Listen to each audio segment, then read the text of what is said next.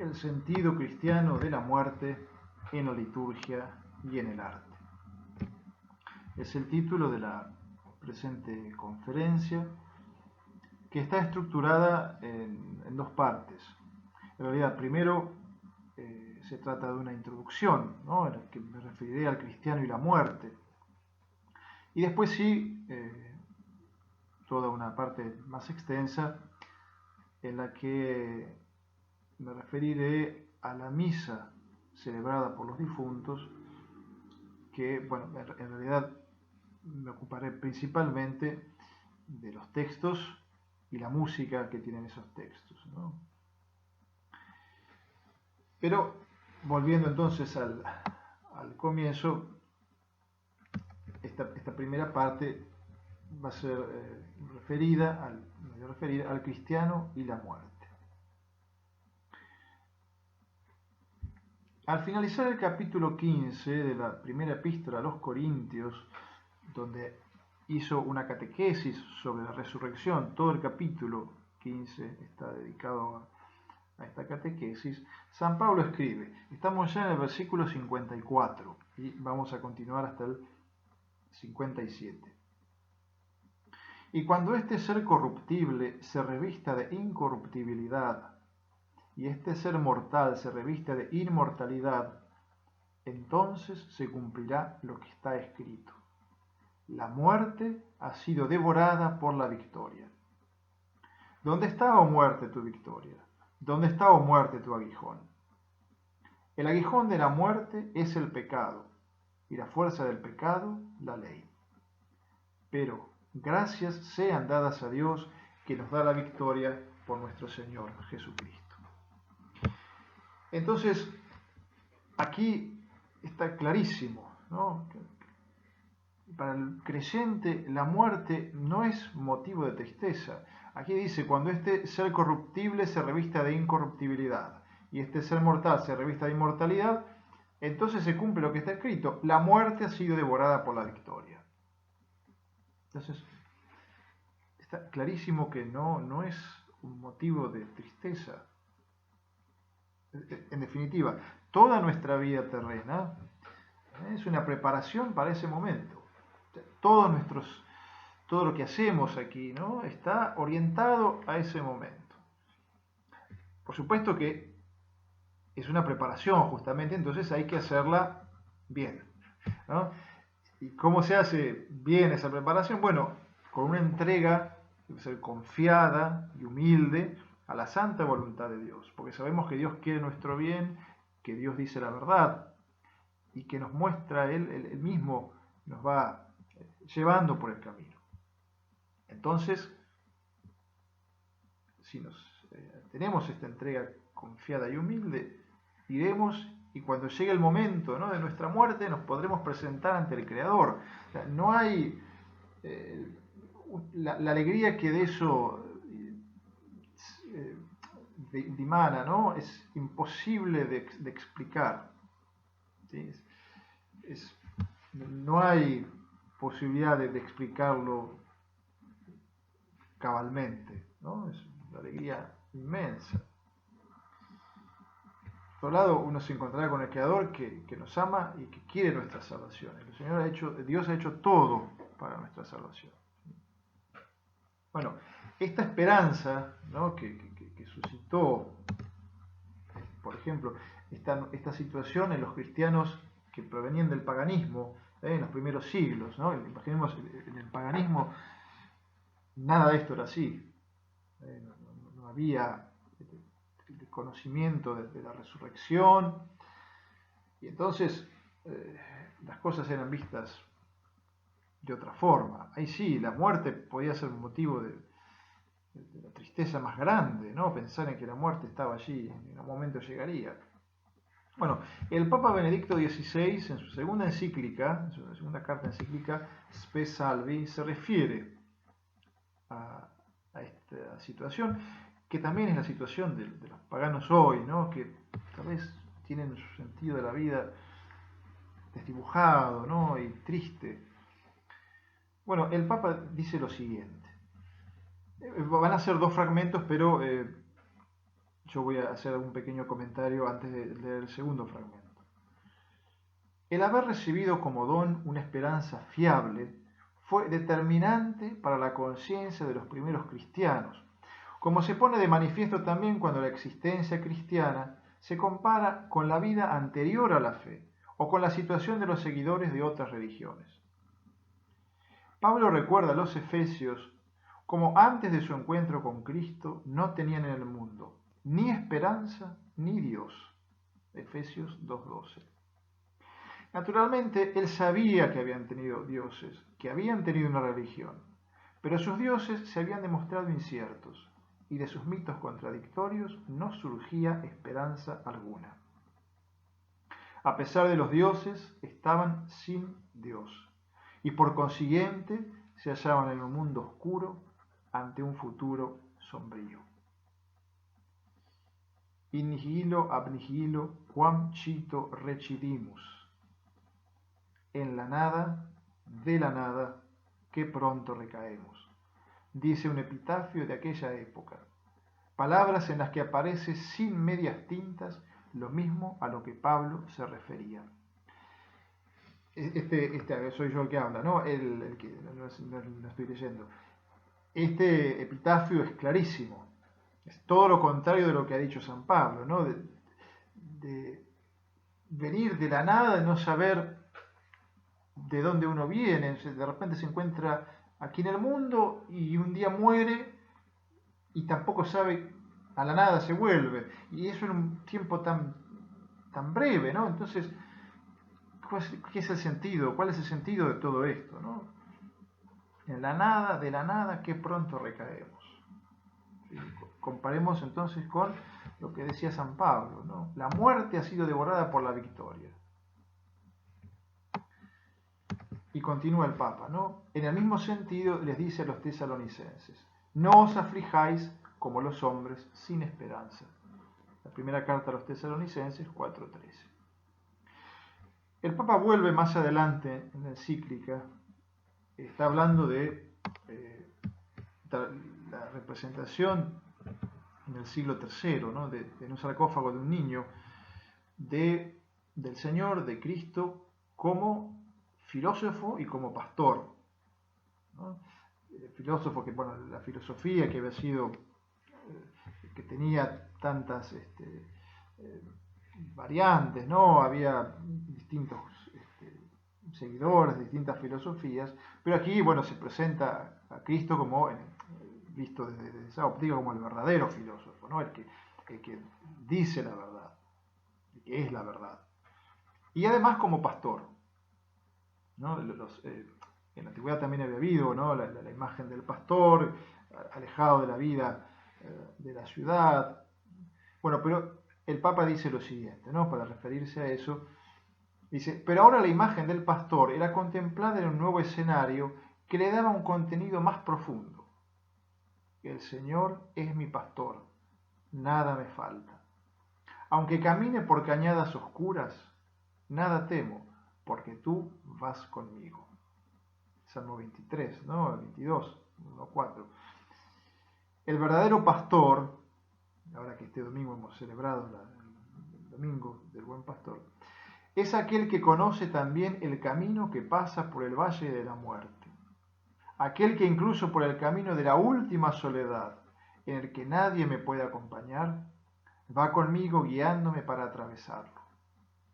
Él mismo ha recorrido este camino, ha bajado al reino de la muerte, la ha vencido y ha vuelto para acompañarnos ahora y darnos la certeza de que con Él se encuentra siempre un paso abierto. Saber que existe aquel que me acompaña incluso en la muerte y que con su vara y su callado me sosiega, de modo que nada temo, Salmo 23 nuevamente, era la nueva esperanza que brotaba en la vida de los creyentes. Es decir que para el creyente, entonces, una vez más, la muerte es el momento del encuentro con Dios, con el Dios que quiere nuestra salvación, que ha hecho todo para que esa salvación suceda. Entonces, nosotros debemos prepararnos para ese momento con gran esperanza y siguiendo buscando, ¿no? Siempre vivir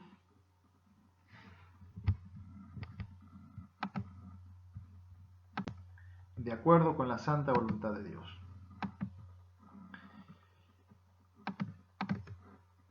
Ahora me referiré brevemente también a las oraciones por los difuntos, ¿no? Estas oraciones que nosotros hacemos por los difuntos. Bueno, la tradición de elevar oraciones por los difuntos se remonta al comienzo mismo del cristianismo. Y está muy claro, ¿no? Se trata de la manifestación de uno de los núcleos centrales de la fe cristiana, la comunión de los santos. Está en el credo apostólico, ¿no? Porque puede suceder que después de la muerte el cristiano creyente necesite concluir con la purificación necesaria de sus pecados, ya perdonados, para poder participar de la visión beatífica. Una persona que tal vez se ha confesado, ya está absuelta de sus pecados, pero digamos que el tiempo que necesita para reparar, para purificar para que su alma sea purificada, no llega a ser todo el suficiente, y entonces, bueno, en el momento de la muerte esa purificación debe continuar. Entonces, estas almas no van, o sea, se han salvado, pero no van directamente al paraíso, sino que tiene un momento en el que terminan su purificación. Y esto es en este lugar que se llama purgatorio, ¿sí? Bueno, esas almas ya no pueden hacer méritos para obtener esa purificación, pero sí la pueden hacer los vivos. Y por eso rezamos por los difuntos. El Concilio de Trento lo enseña en la sesión 25, definió, ¿no? el dogma del purgatorio de la siguiente manera. Este es un fragmento de lo que dice el Concilio de Trento. Habiendo la Iglesia Católica, instruida por el Espíritu Santo, según la doctrina de la Sagrada Escritura y de la antigua tradición de los padres, enseñado en los grandes concilios y últimamente en este general de Trento, que hay purgatorio, y que las almas detenidas en él reciben alivio con los sufragios de los fieles, y en especial con el aceptable sacrificio de la misa. Manda el Santo Concilio a los obispos que cuiden con suma diligencia que la sana doctrina del purgatorio recibida de los santos padres y sagrados concilios se enseñe y predique en todas partes y se crea y conserve por los fieles cristianos. Vemos con qué cuidado, ¿no? Y cómo el concilio ha ido explicando lo referido al purgatorio, y cómo también nos dice: las almas detenidas en él reciben alivio con los sufragios de los fieles, y en especial con el aceptable sacrificio de la misa. Luego continúa, ¿no?, el texto del decreto del concilio: mas cuiden los obispos que los sufragios de los fieles, es a saber, los sacrificios de las misas, las oraciones, las limosnas y otras obras de piedad que se acostumbran a hacer por otros fieles difuntos, se ejecuten piadosa y devotamente según lo establecido por la Iglesia, y que se satisfaga con diligencia y exactitud cuanto se debe hacer por los difuntos, según exijan las fundaciones de los testadores u otras razones, no superficialmente, sino por sacerdotes y ministros de la Iglesia y otros que tienen esta obligación. Nuevamente, aquí el cuidado con que se presenta, ¿no?, la necesidad de que estas oraciones se hagan piadosa y devotamente. ¿Sí? Bien, aquí está clarísimamente, ¿no?, el porqué las oraciones por las almas que se encuentran en el purgatorio. Y a su vez esta comunión de los santos, una vez que las almas han llegado al paraíso, allí estas almas interceden también por los fieles que están aquí en la tierra, ¿sí? Ahí entonces vemos, ¿no?, la comunión de los santos. La oración por los difuntos durante la celebración de la Santa Misa ya se incluye en el siglo IV, bien temprano, ¿no? Ya se reza por los difuntos en la Santa Misa. Y en el siglo VII se incorpora en el canon. Es la cuarta oración después de la consagración, ¿no? Actualmente, o sea, la traducción al castellano sería la siguiente: acuérdate también, Señor, de tus hijos, y se puede nombrar, que nos han precedido con el signo de la fe y duermen ya el sueño de la paz. A ellos, Señor, y a cuantos descansan en Cristo, concédeles el lugar del consuelo, de la luz y de la paz.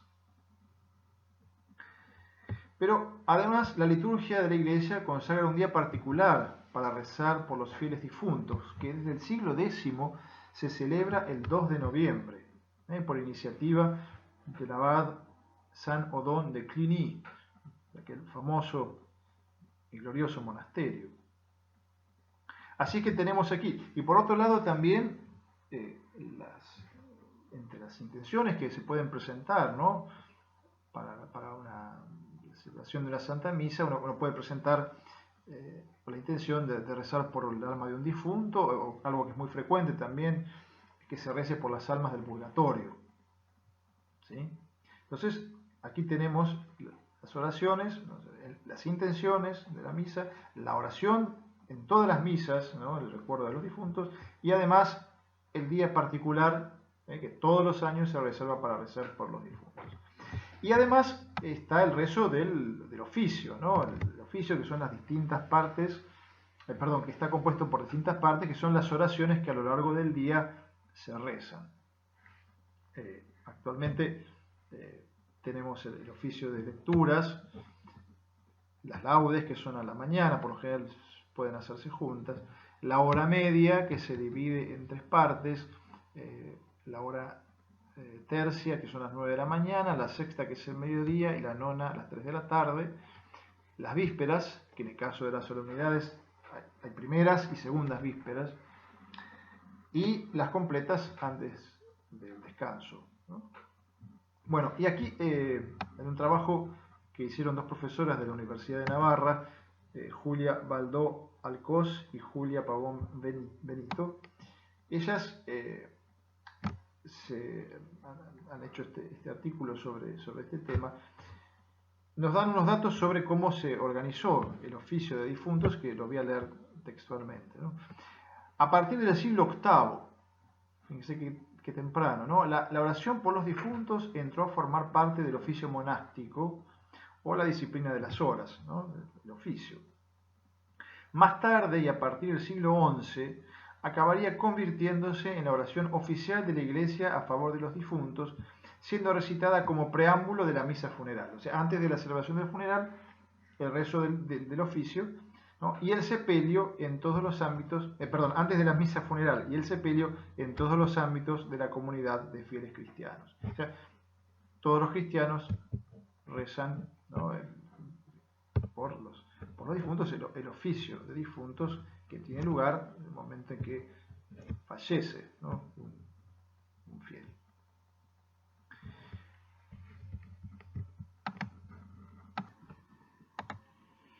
Pasemos ahora a la segunda parte de la conferencia. Hemos visto de qué manera los difuntos son recordados en la celebración de la Santa Misa y que la liturgia de la Iglesia consagra un día particular para rezar por ellos el 2 de noviembre. Existe además una misa de difuntos que se celebra en el momento de la muerte del fiel, y de esta celebración nos ocuparemos en esta parte de la conferencia, especialmente de la música que se ha compuesto para ella. Antes de continuar, tal vez pueda ser útil una aclaración, ¿no? En la celebración de la Santa Misa, las partes cantadas se dividen en dos grupos. Aquellas cuyo texto es fijo, que componen el ordinario, y así se llama esta parte, ordinario, que a su vez está dividido en dos subgrupos, ¿no? El primero de ellos está compuesto por el Kyrie, que es el canto que se canta después del acto penitencial durante los ritos iniciales que conforman la primera parte, ¿no?, de la celebración. El Sanctus, con el Benedictus, el Sanctus es el himno que se canta antes de rezar el canon, y el Agnus Dei, que es la oración que se canta mientras el sacerdote hace la fracción del pan ya consagrado antes de la comunión. Este primer subgrupo de otro grupo, el ordinario, está junto porque está en todas las celebraciones de la Santa Misa, ¿sí? En todas las misas se encuentran. Y hay otro, el segundo subgrupo está compuesto por el Gloria y el Credo, que no están en todas las celebraciones de la Santa Misa, pero cuyo texto es fijo, ¿sí? Por ejemplo, en tiempo de Cuaresma no está el Gloria, no se canta, pero cada vez que el Gloria está es un solo texto, no hay distintos textos de Gloria, y lo mismo sucede con el Credo.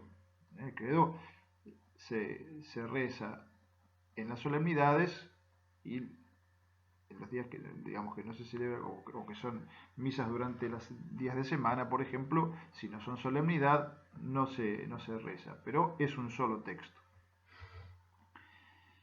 Bueno, estas 5 partes, a las que tal vez se podría agregar el ite missa est, que es el saludo final de la misa, forman parte del ordinario. Y en cambio, aquellas partes cuyo texto cambia en todas las celebraciones componen el propio. Y son esas partes que están en todas las misas, pero el texto va a cambiar en cada celebración. Por ejemplo, vamos a decir cuáles son, ¿no? La antífona de ingreso, el introito, el primer canto, el canto de entrada, que no va a ser el mismo en la misa de Pascua, por ejemplo, que en la misa de Navidad. El canto del ofertorio, el canto de comunión y el canto final. ¿Sí? Todos estos están relacionados con los textos que se van a proclamar, con la celebración, ¿sí?, propia de ese día. La misa de difuntos, bueno, entonces tenemos estas 2 partes, ¿no? En la misa de difuntos, las 3 partes que dijimos que están en todas las celebraciones se encuentran. Tiene una pequeña variante el Agnus Dei en el final, pero sigue siendo el Agnus Dei, ¿no? El Kyrie y el Sanctus son los mismos. Y hay también partes propias, o sea, textos propios en lo que dijimos, en el introito, en la comunión. Aquí el Gloria no se encuentra, no porque, como hemos visto, sea la muerte motivo de tristeza, de ninguna manera, sino porque esta misa tiene un carácter austero, ¿no? Entonces el Gloria no se encuentra. Y el Credo, como hemos dicho también, como no es una solemnidad, no se encuentra, ¿sí? Gloria y Credo no forman parte de la misa de difuntos. Respecto de la música, ¿no?, de la primera música que tuvieron estos textos, que es la música gregoriana, ¿no? Me gustaría decir algo antes de ir viendo cada una de ellas, ¿no? Un gran musicólogo y compositor francés que vivió entre 1873 y 1943 se llamaba Amédée Gastouet, muy importante, ¿no? Fue presidente de la Sociedad Francesa de Musicología, y además San Pío X, ¿no?, el hecho tal vez más importante de su vida, de Gastouet, lo designó comandante de la Orden Pontificia del Papa Gregorio I.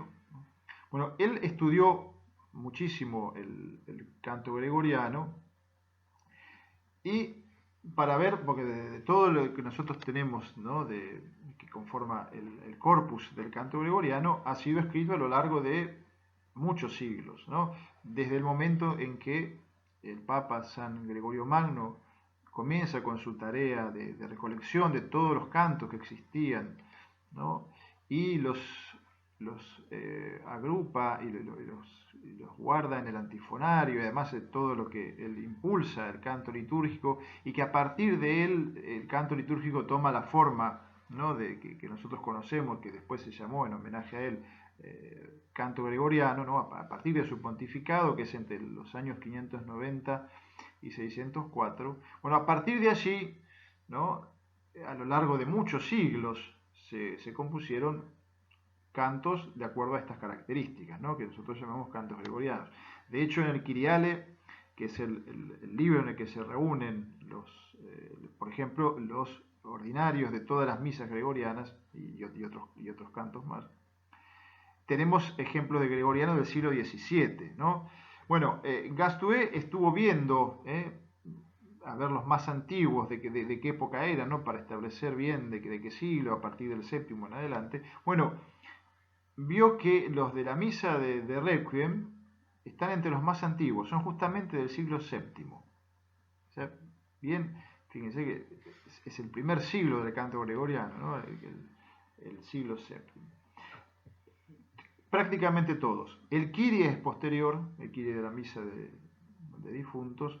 La secuencia, porque las secuencias comienzan a componerse en el siglo IX. Yo sé que naturalmente son posteriores. Y el Libérame, que es una de las antífonas que se encuentran al final de la misa.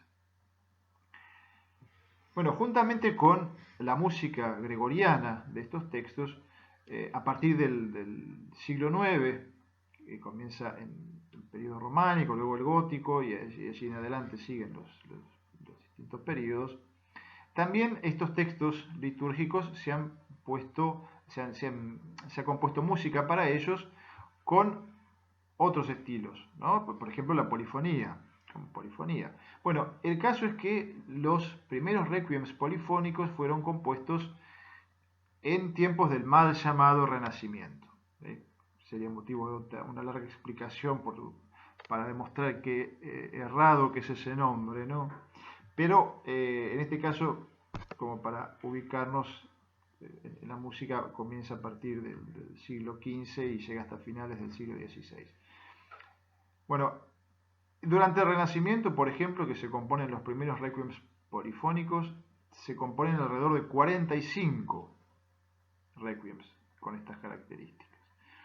Y a partir de 1615, estamos en el periodo siguiente, que sería el barroco, ya en el barroco temprano, y hasta finales del siglo XX se han compuesto más de 1000, una gran cantidad de requiems, ¿no?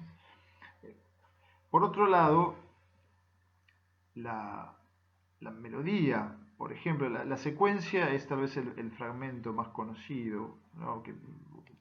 Más conocido, tal vez el que más se ha utilizado para incluirlo en otras obras, ¿no?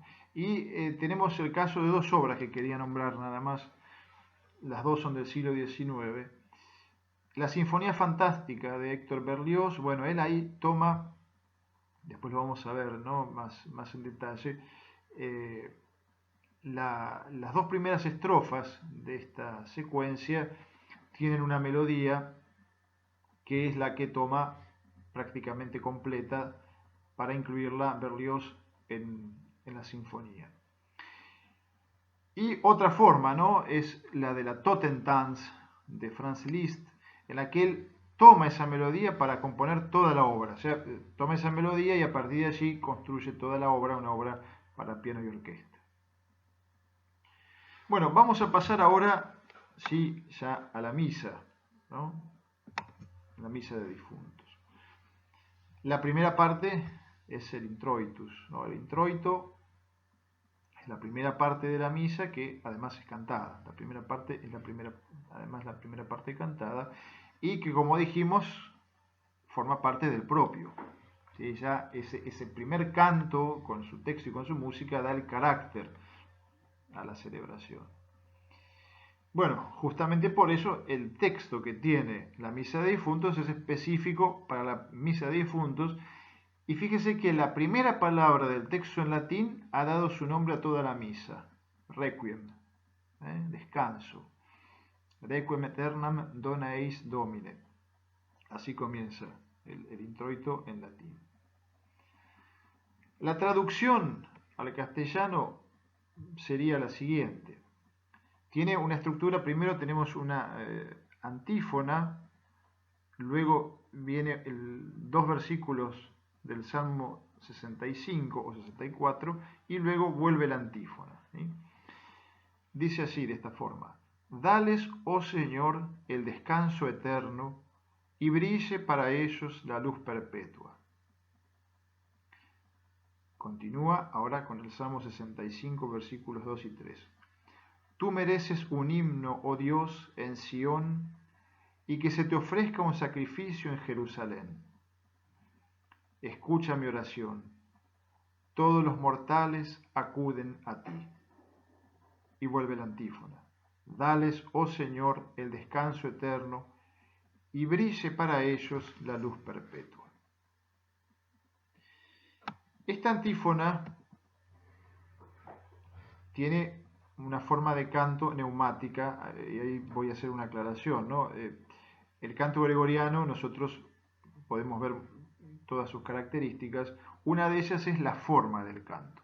En la forma del canto, ¿qué es lo que yo estoy viendo? ¿Cuántas notas musicales que yo canto hay por cada sílaba del texto? Si yo tengo una nota por cada sílaba, eventualmente dos en algunos casos y hasta tres, pero digamos que la mayor parte del tiempo se trata de una sola, estoy con una forma de canto que se llama silábica. Si en cambio la mayor parte de las sílabas yo veo que hay entre 2 y 4 notas por cada sílaba, entonces se trata de una forma de canto neumática, ¿sí? O canto neumático. Puede haber más notas, ¿no?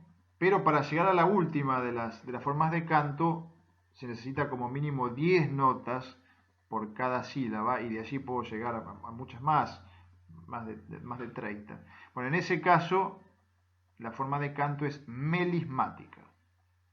Bueno, la antífona de este introito es canto neumático muy elaborado, porque en la at de luceat, ¿no? En latín, este verbo, hay 8 notas por esa sílaba at. Por lo cual, si el promedio del melismático es entre 2 y 4 notas, ya poner 8 en una está casi por ser melismática. El salmo, en cambio, que está después de la antífona y antes de la repetición de la antífona, tiene forma silábica. Quiere decir que por cada nota, por cada sílaba del texto yo tengo una nota. Vamos a escuchar entonces ahora la música del introito de la misa de Requiem, de la misa de difuntos.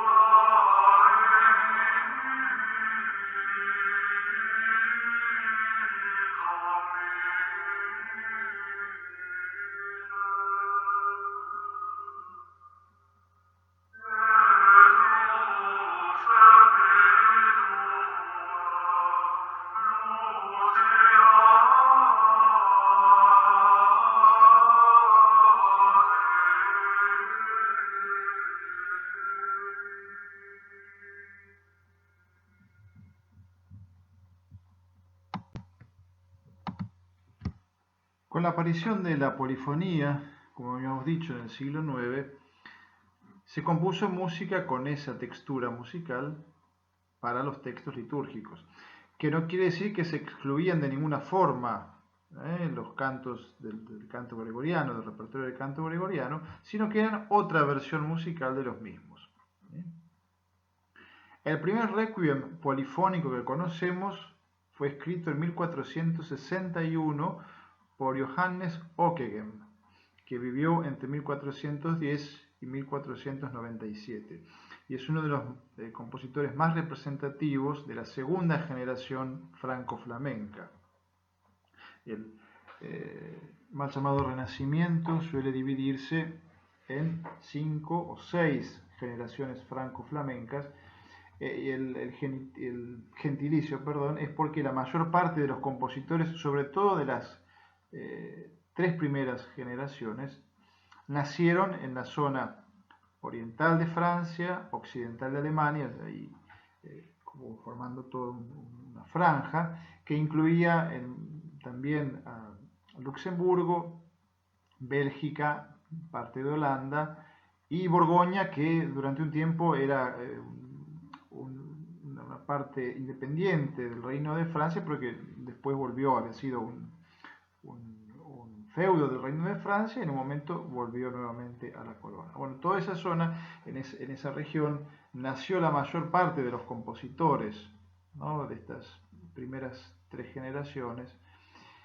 y entonces por eso se llama franco-flamencas. Después, a partir de la tercera, empiezan a aparecer también de origen franco-flamenco y con los mismos principios compositivos escuelas en otras partes de Europa, y a partir de la tercera también tenemos música franco-flamenca, polifonía religiosa franco-flamenca en América, pero digamos, ya son en otros lugares donde nacen los compositores. Pero en las 3 primeras especialmente, la mayor parte de los compositores nacen en esta región.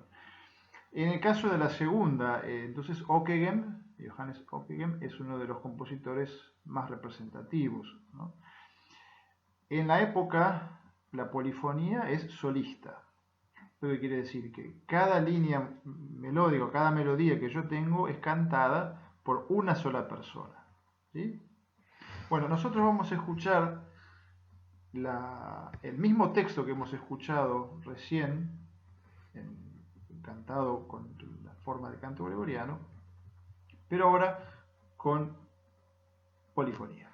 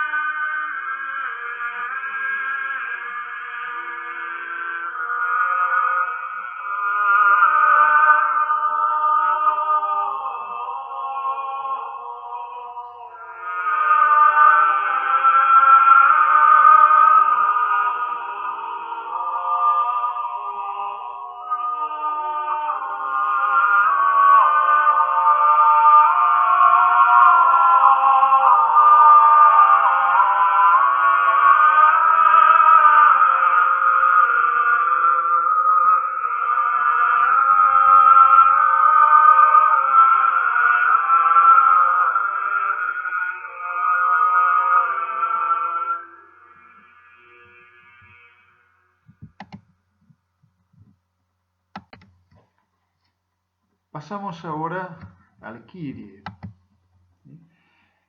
El Kyrie, como el introitus, forma parte de los ritos de entrada, ¿no? Y se reza después del acto penitencial. El Kyrie, como dijimos, forma parte del ordinario y por eso es un texto único, que sería el siguiente, ¿no? El original es en griego, ¿no? Y lo voy a leer así y con la traducción al castellano. Kyrie eleison, Señor, ten piedad. Christe eleison, Cristo, ten piedad. Kyrie eleison, Señor, ten piedad. Cada una de estas aclamaciones se repite 3 veces, ¿no? Y aquí voy a explicar una cosa sobre el canto gregoriano. No es ya la forma, ¿no? Es decir, cuántas notas canto por una sílaba, sino quién es el que hace el canto. Bueno, en este caso, el canto se hace en forma responsorial. ¿Qué quiere decir esto? Que se alterna un solista con un coro. En este caso, comienza el solista haciendo el primer Kyrie, el segundo Kyrie lo hace el coro, el tercer Kyrie lo hace nuevamente el solista. Por lo tanto, el Christe eleison lo canta primero el coro, después el solista, después el coro. Y comienza el último Kyrie, que nuevamente va a ser primero el solista, después el coro y va a terminar el solista. El primer Kyrie y el segundo tienen su propia melodía. El Christe tiene otra melodía. Pero el último Kyrie de los 3, o sea, cuando vuelve el Kyrie que se canta después del Christe, ¿no? La tercera vez que se canta, tiene una melodía propia, que se canta solamente allí. La forma del Kyrie gregoriano de la misa de difuntos es neumática, es decir que tengo nuevamente entre 2 y 4 notas por cada sílaba. El Kyrie, salvo el número 18 de las misas gregorianas, que es silábico, puede ser neumático o melismático. Vamos a escuchar entonces el Kyrie de la misa de difuntos gregoriana.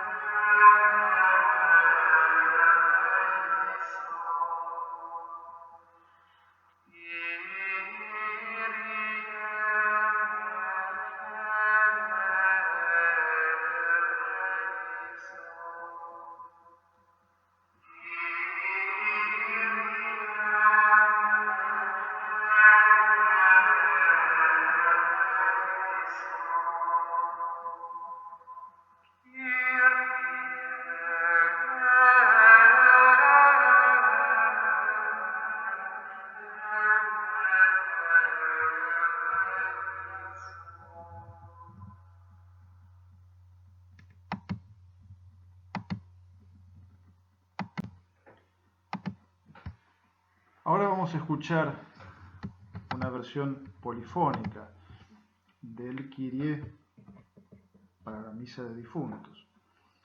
Y ahora vamos a ir, como en el introito escuchamos la segunda generación, vamos a ir a la quinta generación franco-flamenca y allí, bueno, vamos a escuchar la música de Orlando Di Lasso, que vivió entre 1532 y 1594. Es uno de los más representativos, ¿no?, de la quinta generación franco-flamenca, que comparte con dos grandísimos compositores, ¿no?, el caso de Palestrina y de Tomás Luis de Victoria. Bueno, Orlando Di Lasso escribió dos misas de difuntos, una a 5 voces, alrededor de 1580, y otra a 4 voces de 1588. Bueno, la característica de esta quinta generación franco-flamenca es que es aquella cuyos compositores fueron contemporáneos del Concilio de Trento, como vemos, ¿no? Nació en 1532, que compusieron justamente de acuerdo con lo solicitado por el mismo concilio, que pidió que la polifonía permitiera comprender los textos. Bueno, es lo que justamente en el caso de Palestrina es paradigmático, ¿no? Como haciendo polifonía y aún polifonía imitativa, es decir, que no, las voces no comienzan todas juntas, pero el texto es clarísimo, se puede comprender perfectamente. Bueno, es el caso también de Orlando Di Lasso, ¿no?, que es de la misma generación. En esta generación, además, otra característica es que la polifonía no es ya solista, sino coral. Es decir, que cada melodía que se canta simultáneamente no es cantada por una persona, sino por más de una. Por eso coral de coro. Bueno, nosotros vamos a escuchar del Requiem a 5 voces, el Kyrie.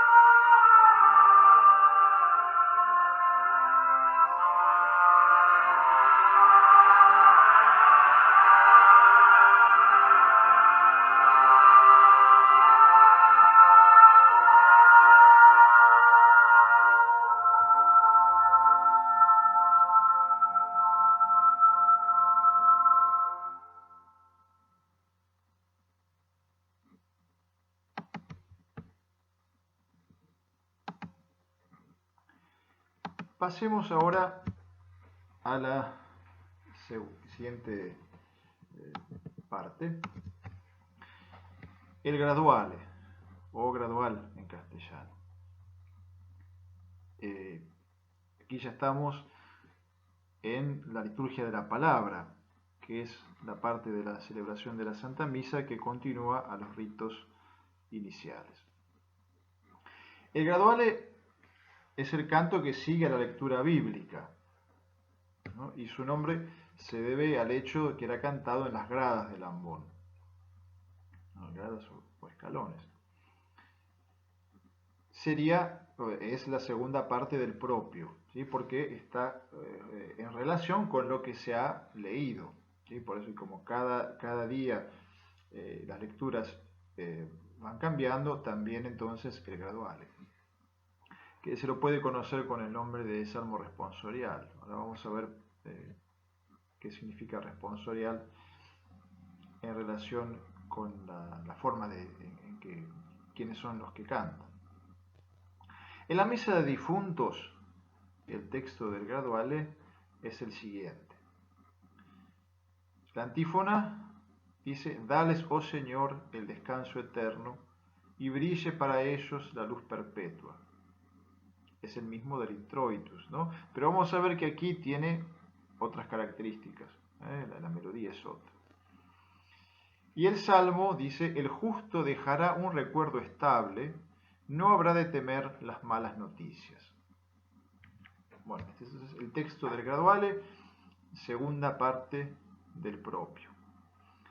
Bueno, como decíamos, la antífona es la misma del introitus, el texto, pero tiene otra melodía y otra forma de canto, porque en el introitus era neumática, en este caso es melismática. El graduale es melismático, ¿no? Y vamos a ver que además tiene melismas extensos, ¿no? En el caso de la antífona, en este caso hay 3 melismas, el más extenso, de 30 notas, es en la sílaba final, eis, que además es la palabra completa, ¿no? Allí tenemos entonces melisma más extenso. El Salmo es el 112 o 111, es la primera parte, el justo deja un recuerdo estable, es la segunda parte del versículo 6, y el siguiente, no habrá de temer las malas noticias, es la primera parte del versículo 7.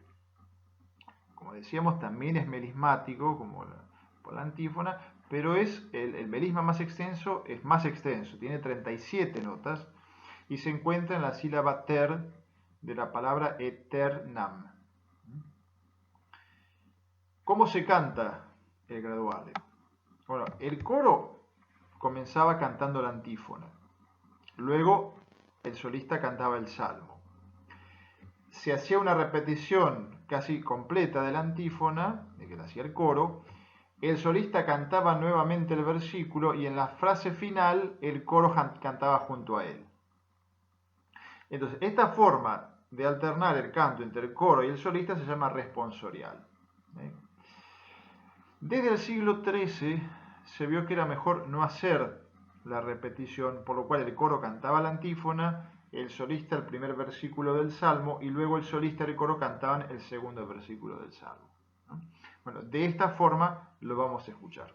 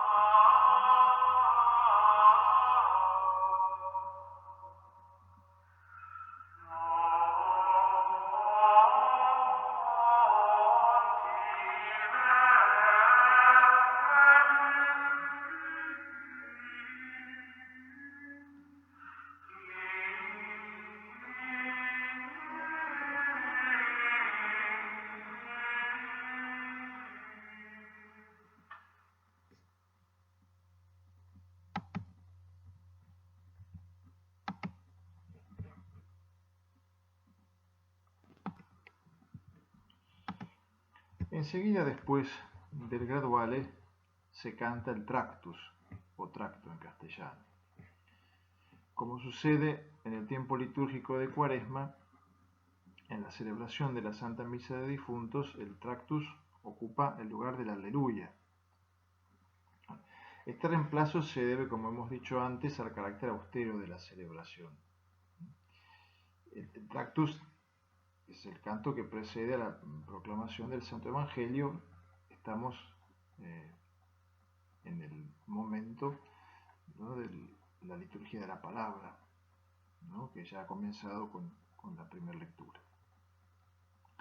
Bueno, el Tractus forma parte del propio, y esto es algo que tal vez sea útil aclarar. También el aleluya forma parte del propio, porque uno podría pensar, pero la palabra aleluya es la misma. Sí, efectivamente la palabra aleluya es la misma, pero el versículo que continúa luego que se dice por primera vez, se canta el aleluya, está en relación con el texto del Evangelio que sigue, y cada celebración, en todas las celebraciones va cambiando el texto. Por lo cual, si bien la palabra aleluya es la misma, el versículo no lo es, por eso entonces forma parte del propio. Y lo mismo sucede con el Tractus, ¿no? Y el nombre puede derivar del hecho que, al no haber repetición de la antífona, hemos visto en este caso de la misa de difuntos, pero sucede con otras misas, que nosotros tenemos una antífona, después un versículo, se vuelve a cantar la antífona. En este caso, en el Tractus, la antífona se canta al comenzar y después hay dos versículos seguidos, pero en la antífona no se repite, ¿no? Entonces se canta todo seguido, fluidamente, ¿no? Y de hecho dije este adjetivo porque tracto puede significar fluido en latín, y estaría haciendo referencia justamente a que se pasa de una parte a otra sin repetición, ¿no? Bueno, el texto del Tractus de la Misa de Difuntos es el siguiente. Y aquí vamos a encontrarnos con algo de lo que estuvimos hablando al comienzo. La antífona dice: desata, oh Señor, las almas de todos los fieles difuntos de toda ligadura de sus pecados. Viene el primer versículo y dice: y auxiliándoles tu gracia, merezcan evitar la sentencia del castigo. Segundo versículo: y gozar de la felicidad de la luz perpetua. El texto no es bíblico, ¿no? Y aquí encontramos la referencia que recién señalé, y es la siguiente, ¿no? Aquí en la antífona, ¿no?, dice: desata, oh Señor, las almas de todos los fieles difuntos de toda ligadura de sus pecados. Son las almas que se encuentran en el purgatorio, ¿no? Porque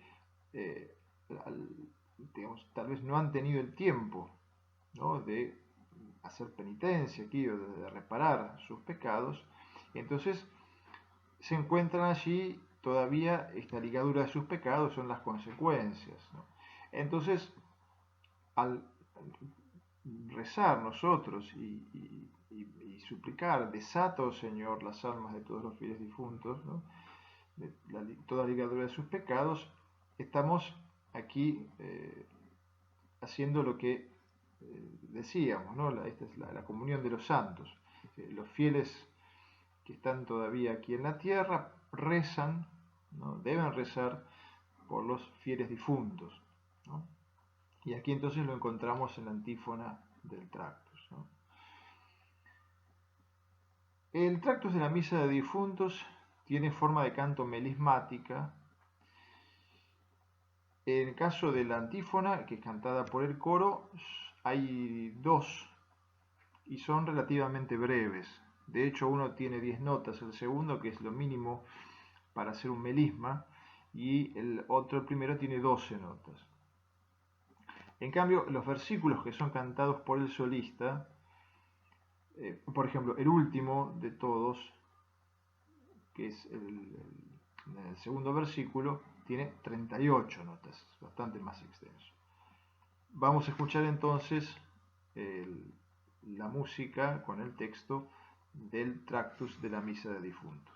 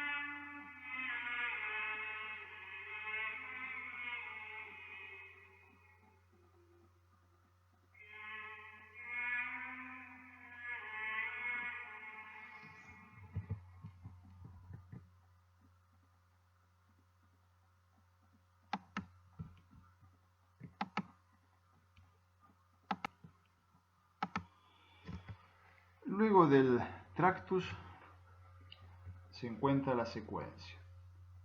Pero antes de hablar de la secuencia de la Misa de Difuntos, me parece que puede ser importante explicar qué es la secuencia y por qué la secuencia, como habíamos dicho al comienzo, es posterior, junto con el Kyrie y con el Libera-me, a la mayor parte de la música de la Misa de Difuntos, que fue compuesta en el siglo VII. Bueno, la secuencia es posterior, no podría haber sido escrita antes, porque surge como forma poético-musical en el siglo IX, ¿no?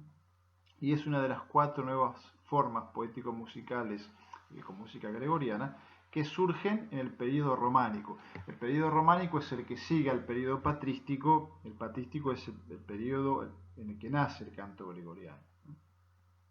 Bueno, en el siglo IX están teniendo lugar las invasiones de los normandos, ¿no?, que lamentablemente saquean y destruyen monasterios y abadías hasta que se convierten, y ahí ellos empiezan a construir también monasterios y abadías. Bueno, una de las abadías que son atacadas e incendiadas es la de San Pedro de Jumièges, ¿no? Bueno, tiene un primer ataque e incendio en el año 841 y más tarde una segunda vez, entonces obligan a la comunidad monástica a abandonarla, ¿no? Y uno de los monjes llega hasta el monasterio de San Gall en la actual Suiza. Bueno, el monasterio de San Gall es uno de los monasterios, en todos los monasterios, ¿no?, hubo muchísima actividad musical, ¿no?, tanto en la composición, en la ejecución de la música, como en la escritura de tratados, ¿no?, en el desarrollo del sistema de escritura musical. Pero San Gall es uno de los dos que todavía desarrolló mayor actividad musical. Bueno, allí llega el monje que venía de Jumièges con un antifonario de su antigua abadía.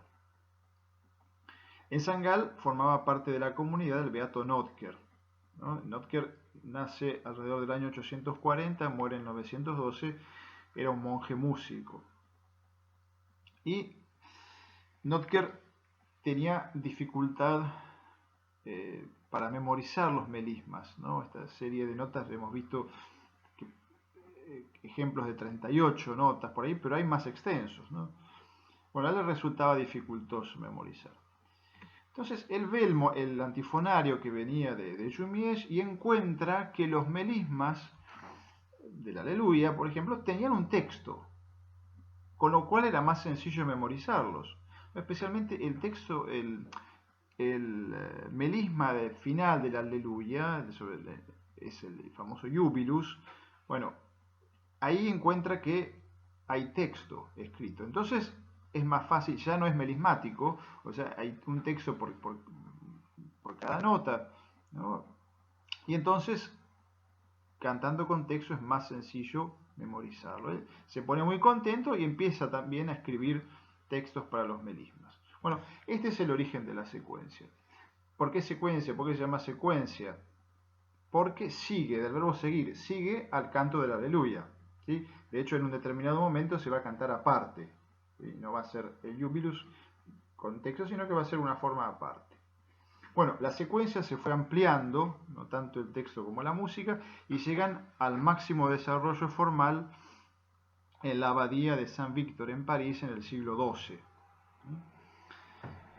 La secuencia no formaba parte de la liturgia oficial, ¿no? Oficialmente no formaba parte de la liturgia, eran cantos que se hacían, se podían hacer.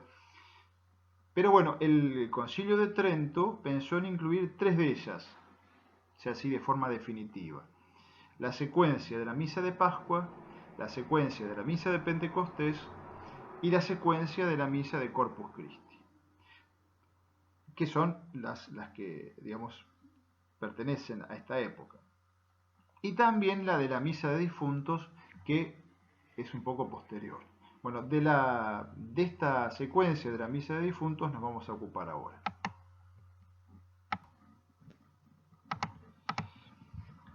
La secuencia de la misa de difuntos se conoce generalmente con el nombre de las 2 primeras palabras del texto original, dies irae, ¿no? Día de ira.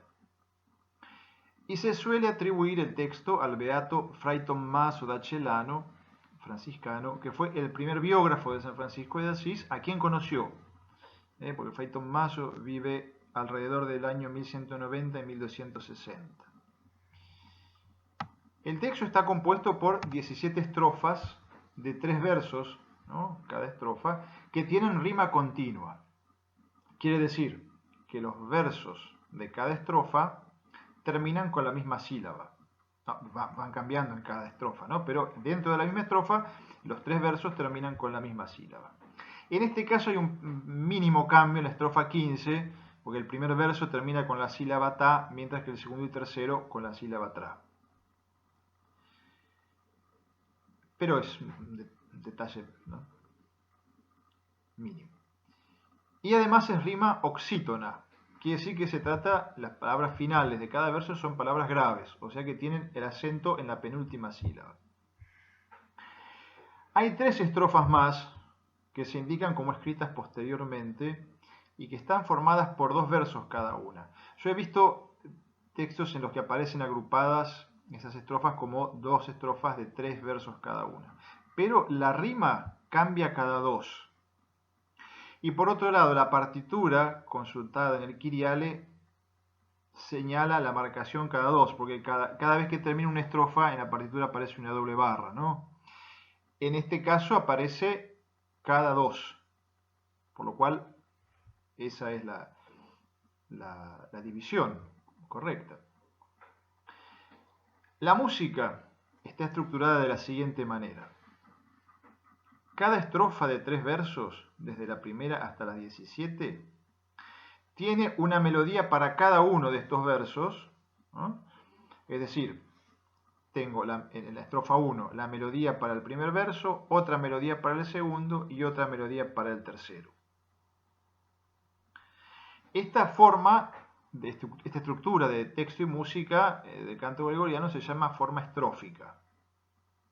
Originalmente, la forma estrófica tenía esta estructura, ¿no? Es decir, a cada verso de la primera estrofa le correspondía una melodía, ¿no? Podía ser una melodía determinada, y luego, mientras las estrofas iban cambiando, ¿no? El texto iba continuando, la música iba a ser la misma. Es decir, cuando pasaba a la segunda estrofa, el primer verso iba a tener la misma música que tenía el verso de la primera estrofa, el segundo verso de la segunda estrofa iba a ser igual que el segundo verso de la primera, el tercer verso de la segunda estrofa iba a ser igual al del tercer verso de la primera, y así seguían todas las estrofas. Luego se utilizó algún cambio. Por ejemplo, que estas, o más que cambios, variantes, ¿no? Por ejemplo, que estas repeticiones que se hacían cambiaban cada dos estrofas. ¿Qué quiero decir? La primera y la segunda estrofa iban a tener la misma música, de acuerdo a como lo expliqué recién. Pero la tercera y la cuarta iban a tener otra melodía. Y así iban cambiando cada dos, ¿no? Es el caso de la secuencia de la misa de Pentecostés, Veni Sancte Spiritus. Ahí la estrofa 1 y la 2 tienen una melodía, la 3 y la 4 otra melodía, la 5 y la 6 otra melodía, la 7 y la 8 otra melodía y la 9, etc. En el caso de la secuencia de la misa de difuntos, la estructura sería la siguiente. Lo voy a ir diciendo lentamente porque es muy interesante. La primera estrofa tiene 3 melodías, porque son 3 versos, ¿no? Corresponde una melodía a cada verso. Las vamos a llamar melodías A. La segunda estrofa es una repetición de la primera, exactamente lo mismo. Cambia el texto, la música es la misma. En la tercera estrofa tenemos 3 melodías que vamos a llamar B, porque efectivamente la primera la primera melodía del primer verso de la tercera estrofa es nueva. Entonces, melodías B. Pero resulta que la segunda, que aparece en la tercera estrofa, es la misma que aparece en la primera de la estrofa A. Es decir, lo digo por ahí más claro, la melodía que aparece en el segundo verso de la tercera estrofa es la misma que aparece en el primer verso de la primera y segunda estrofa. ¿Sí? Y la tercera de esta tercera estrofa es similar a la segunda de A. Similar, no es igual, hay una parte que es igual. Bueno, la cuarta estrofa sucede lo mismo, son las melodías B, ¿sí? En la cual una es nueva, otra es repetición y la otra es similar a las que se escucharon en A. En la quinta estrofa tenemos 3 melodías que llamaremos C. Sí, estas sí son nuevas, ¿no? La sexta estrofa es repetición de lo que sucede en la quinta. Séptima estrofa, nuevamente las melodías A. Octava estrofa, nuevamente las melodías A. Ven que cada dos va cambiando, pero cuando llego a C vuelve a comenzar. Novena estrofa, melodías B. Décima estrofa, melodías B. Undécima estrofa, melodías C. Duodécima estrofa, melodías C.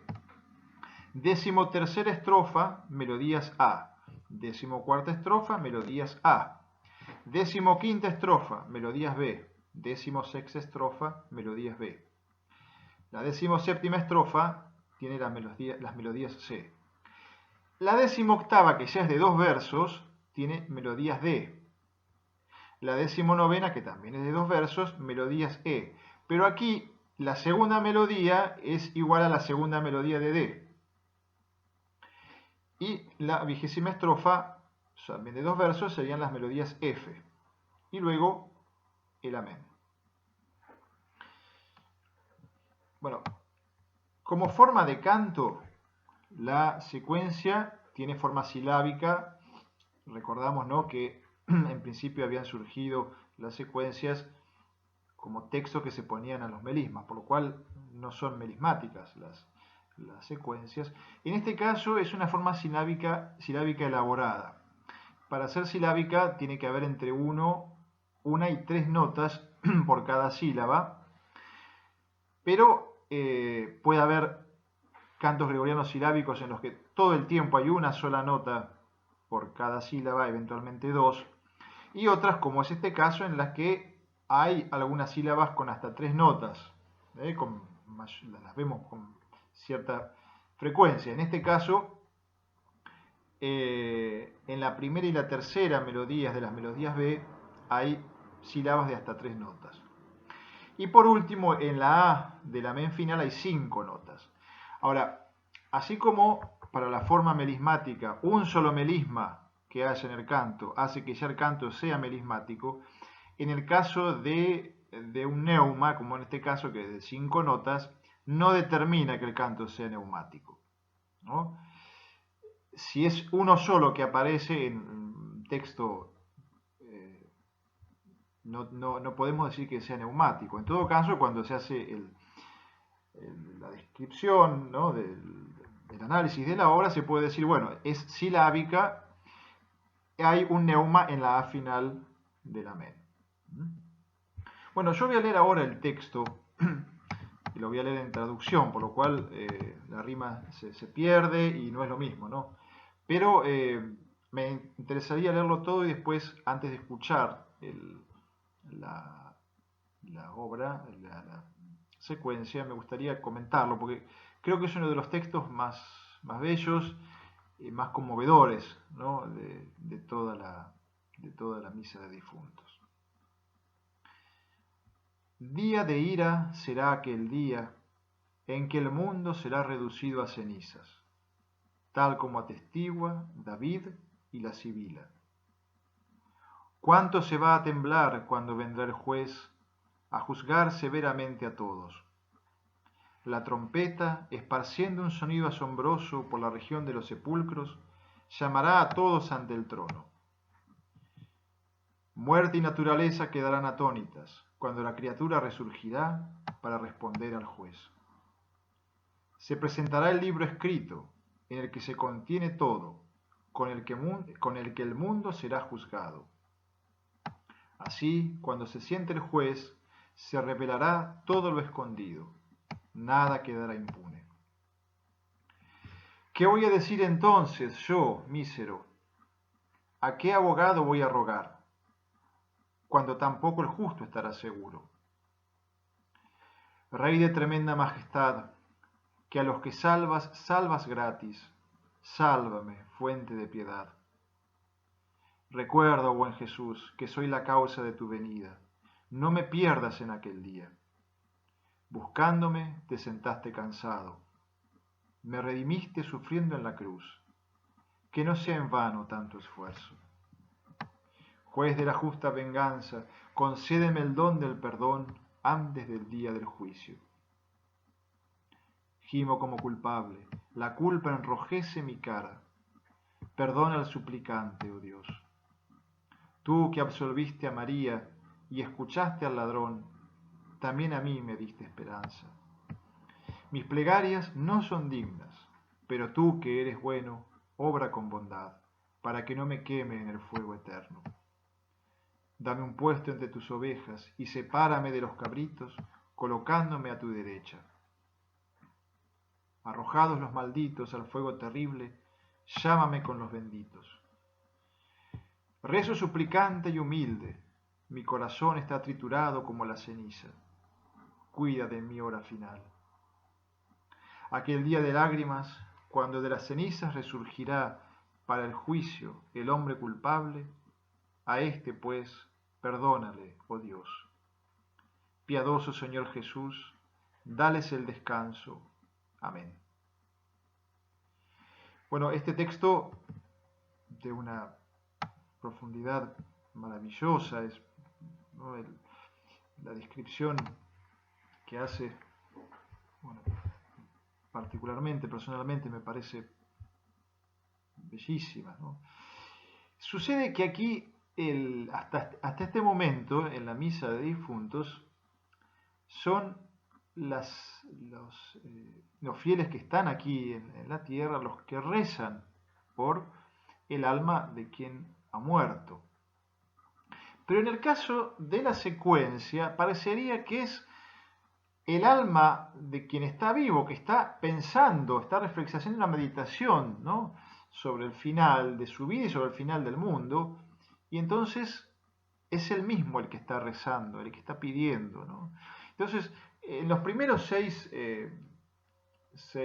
estrofas, nosotros podemos imaginar, ¿no?, el alma, o el fiel que está meditando y imagina cómo va a ser el fin del mundo, y no hay nada de extraño aquí, así será, ¿no? El día de la ira, ¿no?, cuando la trompeta va a llamar a todos los que ya están muertos para llevarlos delante del trono. O sea, esto es absolutamente cierto, ¿no? Él está reflexionando sobre toda esta situación y cómo va a suceder ese día, ¿no?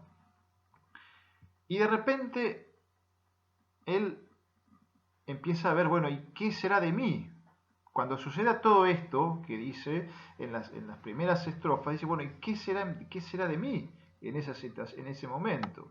Dice, ¿qué voy a decir entonces yo, que soy un miserable? Aquí el alma comienza a ver, ¿no?, qué hacer. Dice, ¿a qué abogado voy a rogar? Pero enseguida el Señor, Jesucristo, con este verso que es maravilloso, ¿no?, que a los que salvas, salvas gratis. Y aquí está la confesión del alma, que no ha hecho y no habrá ningún mérito propio, porque aún el Señor salva gratis. Nosotros lo que hacemos es dejar que el Señor haga el bien en nosotros. Pero para eso también y por supuesto que nuestra colaboración debe absolutamente estar. Si no, bueno, ¿qué podríamos decir, no? Pero aún para que el Señor pueda actuar en nosotros, o sea, que el Señor apela a nuestra voluntad. Bueno, el mismo Señor refuerza nuestra voluntad para que le digamos que sí. Es decir, que la salvación es realmente gratis. ¿Sí? A los que salvas, salvas gratis. Porque aún nuestra colaboración que debe estar es suscitada, ¿no?, el Señor que no deja de llamarnos continuamente. Y después continúa, sálvame, fuente de piedad. O sea que en medio de todo eso, el alma no está desesperanzada. Una lectura bien detenida de esto dice, Rey de tremenda majestad, que a los que salvas, salvas gratis. Sálvame, fuente de piedad. Y después continúa diciéndole al Señor, con un tono realmente muy, muy, muy particular, ¿no?, de oración. Dice, recuerda, buen Jesús, que soy la causa de tu venida. Es diciendo, la encarnación, tu encarnación también fue por mí. No, que aquel día no me pierdas, que no me pierda, ¿no? O sea, no me pierdas en aquel día. Después le dice el Señor, buscando a mí te sentaste cansado de todas las fatigas de tu vida pública, de tu vida terrena.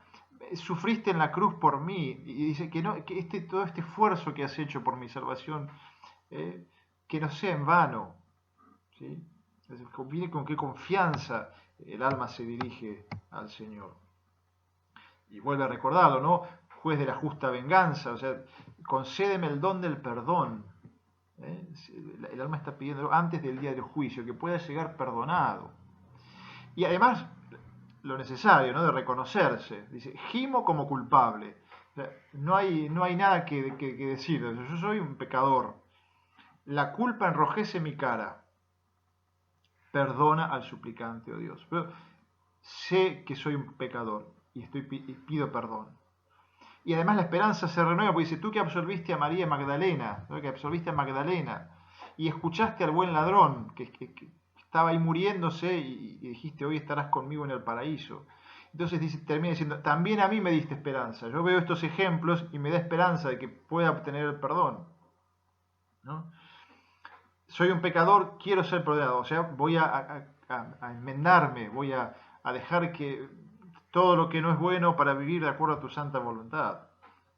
Y vuelve otra vez, mis plegarias no son dignas, o sea, el alma con toda humildad se presenta. Pero tú, que eres bueno, obra con bondad, para que no me queme en el fuego eterno. Llévame, como haciendo referencia a la parábola, ¿no? Entre tus ovejas, ¿no? Los malditos que irán al fuego, llámame con los benditos. El alma pide, dice, rezo suplicante y humilde, mi corazón está triturado como la ceniza.